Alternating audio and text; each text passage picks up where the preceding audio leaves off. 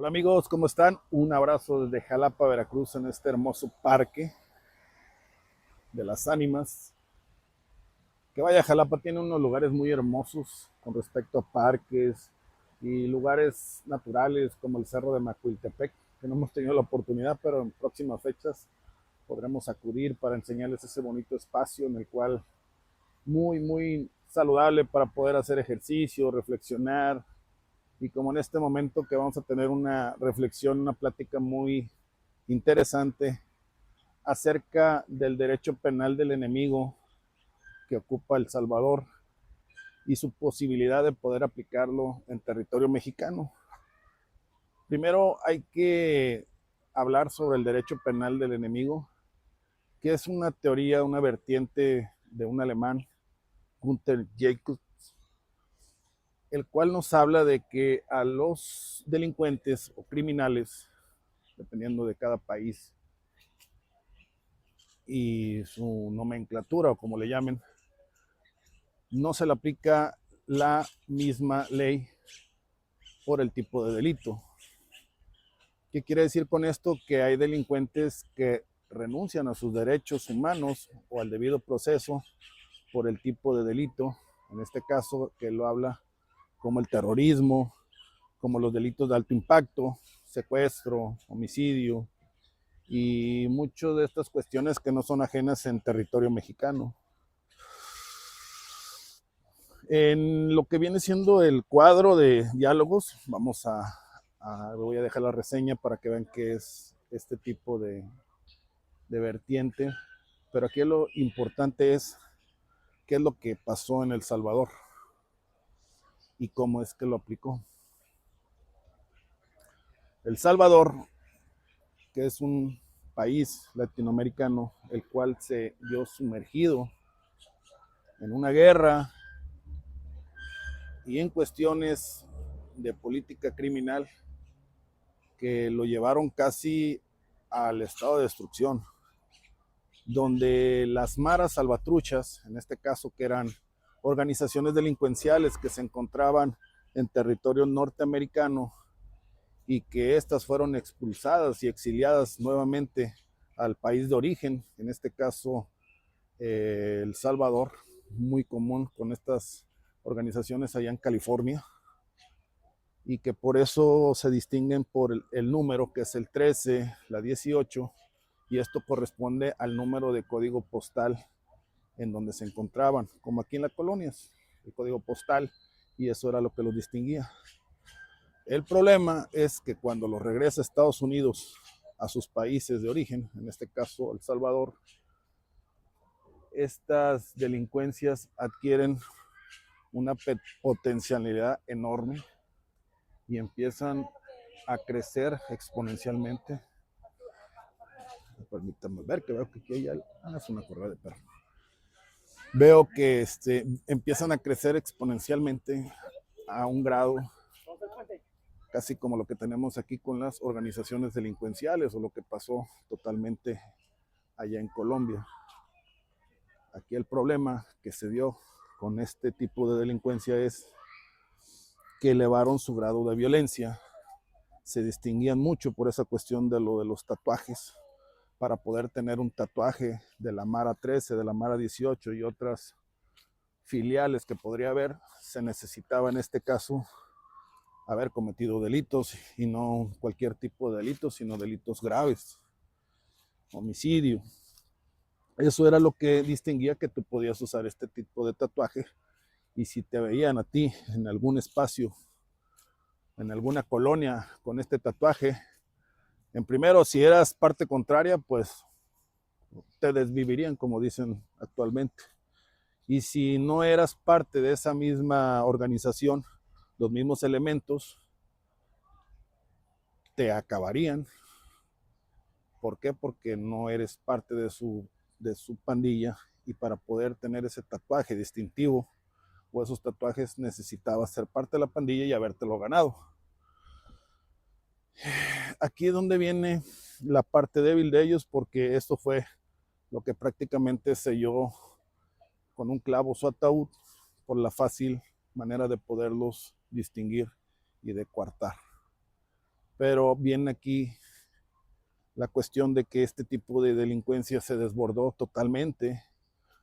Tenían un grado de impacto fuerte con los homicidios. Salvador tenía un grado muy, muy, muy fuerte de homicidios, la extorsión, sobre todo, derecho de piso, y prácticamente hundió en la miseria al país con esta cuestión, ya que pues acabó la economía. Y como vemos actualmente en el país, aquí en territorio mexicano, cómo hay ciudades, cómo hay estados de la República Mexicana donde se han acabado economías por este tipo de delito, que han emigrado a otros estados o de plano han cerrado sus economías, ganaderías, comercios y todo aquello que sea redituable. Y a veces me han preguntado, ¿y por qué está pasando hoy en día esto? Por la política criminal que se está ocupando Estados Unidos actualmente en territorio mexicano, congelando las cuentas de las organizaciones delincuenciales, de todo lo que operaba, porque no solamente es lo que conocemos como vox populi del narcotráfico, sino lo que vienen siendo las redes económicas, los delitos de cuello blanco, y al cerrarle esa fuente, cancelar cuentas, detener todo lo que es el flujo de efectivo y los activos que tenían, pues se ha ido bajando el tipo de extorsión hasta llegar a los puntos más bajos de la sociedad. Prácticamente gente ya que antes no se había visto, ganaderos, comerciantes informales, donde ya también están siendo extorsionados. Bueno, pues, ¿qué pasó en El Salvador? En El Salvador se fue más allá, porque una vez que ya habían acabado con todas estas economías, el problema o el pleito que traían entre pandillas se elevó cuando un día hay una incursión de una pandilla al barrio de otros, cometen homicidios y hay una ruta, vamos a llamar un microbús, que atraviesa las dos partes, o sea, tanto del lado de la 13 al lado 18, y muy inteligentemente se les ocurrió tirotear e incendiar dicho transporte público con gente inocente que no tenía nada que ver. Y eso es lo que detonó que fueran reclasificados como terroristas, cosa que vemos que Estados Unidos lo ha retomado. Y aquí es donde viene esa inmersión de la violencia, una espiral fuerte, que hasta parecía que los grupos, organizaciones, los venían como veneración a estas maras. Parecía que eran objetos dignos de estudio, donde a veces ellos hasta tenían el poder dentro de las cárceles y el poder afuera, el mismo gobierno negociaba con ellos. ¿Qué pasó? Que en lugar de solucionar el problema, lo empeoró hasta que se dio esta nueva forma de gobierno de Nayib Bukele, que para no caer mucho en cuestión política, basta hablar que es más que un político, es un empresario. Y eso es lo que distingue totalmente, fuera de la verborrea política que se puede decir dentro de los espacios, y estoy hablando de todos los partidos. Fue algo que ayudó mucho a El Salvador porque pensó como empresario y empezó con este sentimiento del derecho político del enemigo, donde aplicaba, como lo dice Gupta, no todos los delincuentes son iguales. Ya simple hecho de tener un tatuaje de la Mara 13, de la Mara 18, era motivo para que no se aplicara el debido proceso y simplemente te ibas al Secot, que es uno de los lugares ejemplares en América Latina con respecto a lo que viene siendo la reinserción social, que no hay reinserción social, entras y no sales, desmotivando en cualquier caso a todo lo que implicaba la apología del delito por parte de estas organizaciones delincuenciales, donde hay un mensaje muy claro de que si se atreven a tocar a la población, no comes ni una vez al día, ni pollo, porque tú no puedes comer proteína o pollo o carne cuando tú afuera dejaste a una familia que no va a comer ni tortillas. Y empezó con su política criminal. Totalmente cuestionable, pues sí, pero como me decían en el fútbol americano, aquí lo que hablan son los números. ¿Cuánto tiempo haces en las 100 yardas? Los números. Y los números se reflejaron en una tranquilidad que tiene hoy El Salvador, donde bajaron los homicidios por completo y hasta como una cárcel ejemplar Estados Unidos ha mandado presos de otros países y de su mismo territorio a compurgar penas ahí en El Salvador. Vamos a hablar ahora de que es cuestionable por los derechos humanos, pero como lo dice Gunther, ellos renuncian a su derecho al momento que eligen este tipo de organizaciones delincuenciales. Hay que distinguir en criminología. Manejamos tres tipos, que es una organización delincuencial, una ODIN, una banda criminal, que es muy diferente, y una delincuencia común. Y aquí la cuestionable es que diríamos, ¿y en México sería factible? ¿Podríamos aplicarlo en este caso en el Estado mexicano? Una vez tuve una plática con un general que yo admiro mucho, que lo admiro mucho y que ahorita está activo en un lugar que yo, cuando me encontraba en Cuba, lo felicité.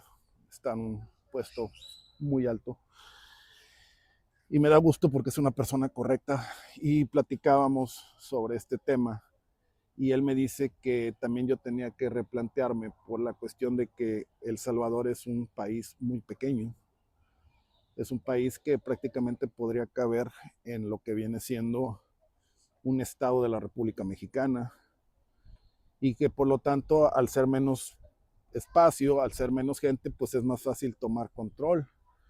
Aunque yo le digo que difería un poco por la cuestión de que cuando se va a inventar una vacuna, cuando se va a inventar una medicina, se ocupa un grupo pequeño de la población para ver su grado de efectividad.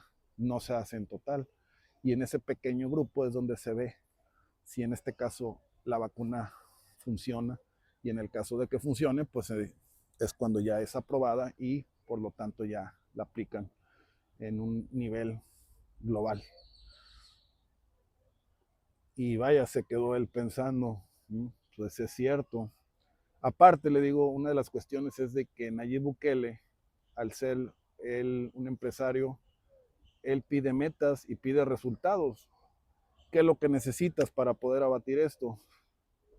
2 divisiones las tienes, blindados las tienes, drones los tienes,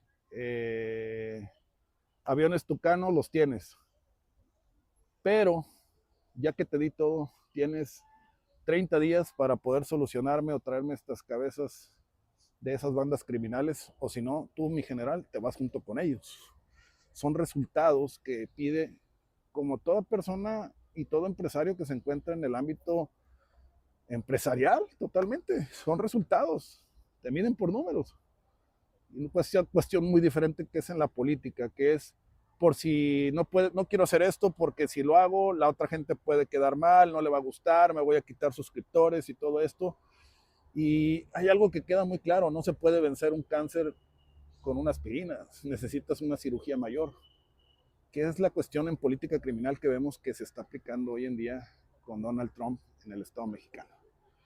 Y que si no puedes tú, pues lo tendré que hacer yo. Prácticamente será un impulso a lo que viene siendo el derecho penal del enemigo, pero impulsado por un tercero dentro del territorio nacional. Es un tema que da mucho de qué hablar, porque podríamos hablar de que solamente por tener un tatuaje te vas a la cárcel, pero ya hablamos qué implica tener ese tatuaje, ya implica lo que es una violación, no los derechos humanos de las personas detenidas, sino de las víctimas en este caso. Y vemos los resultados, como lo dijo Nayib Bukele. Y digo alguien que ha viajado, que está en Colombia, Venezuela, Cuba, y en este ámbito de lo que viene siendo criminología y derecho penal me gusta, y platicando con colegas que están ahí directamente en El Salvador, me dicen, si se refleja, puedes andar en la calle mucho más tranquilo de lo que antes podía salir. Y eso es lo que le ha dado ese voto de confianza para que se pueda reelegir cuantas veces quiera mientras rinda los resultados Nayib Bukele. Entonces, esa pregunta quedará expuesta.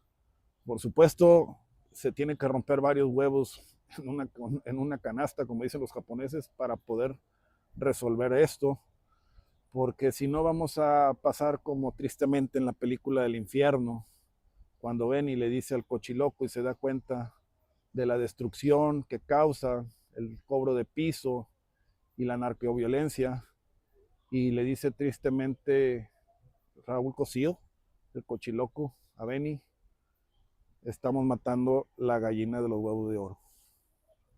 Bueno, amigos, un tema apasionante. Deja tus comentarios para poderlos resolver, y en este caso también los temas que te gustaría tocar a futuro. Vamos a tener ahorita una reestructuración, vamos a hacer un canal nuevo, ya tenemos gente que nos hará la producción, y sobre todo pues esperando que este espacio pueda servir un poquito en lo mayor posible. Un abrazo y estamos para servirles.